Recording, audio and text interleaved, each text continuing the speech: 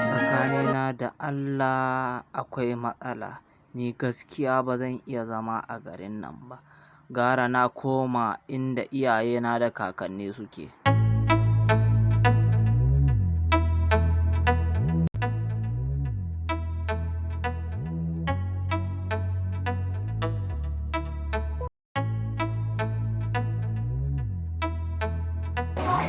Ina da layi gari haka ne ba ci gaba kowa he faduwa she abocina dan fulani wai goyin ladisi na zuwa Wallahi garin mu zan tafi.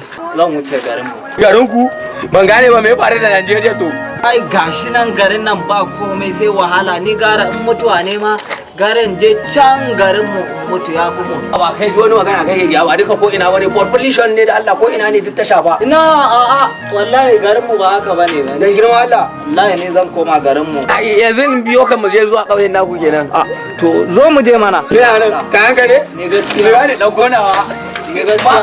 go and proof know anything a garin ku kan gudu ba ya daga dan fulani in jira ka jira ina zuwa dauko kayana kai bai gida oh bai da mai kana to kaga wannan jakan na ɗan kamfani na ne wannan kuma na gahin kayu na ne mu wuce dai na nan ne ko na ko da ta na mu bi to shike na an gaba shike na mun tafi Nijar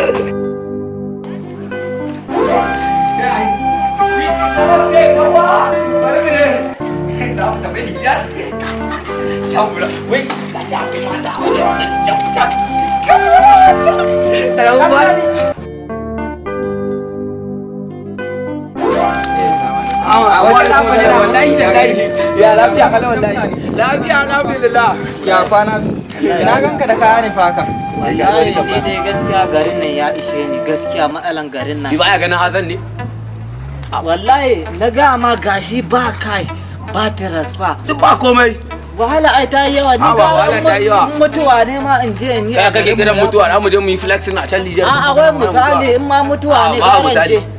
Wai kana nufin garin ku Rijana za ka je? Wallahi za mu tafi ba. kai Rijana can garin ku kenan? Okay, na ga hanya.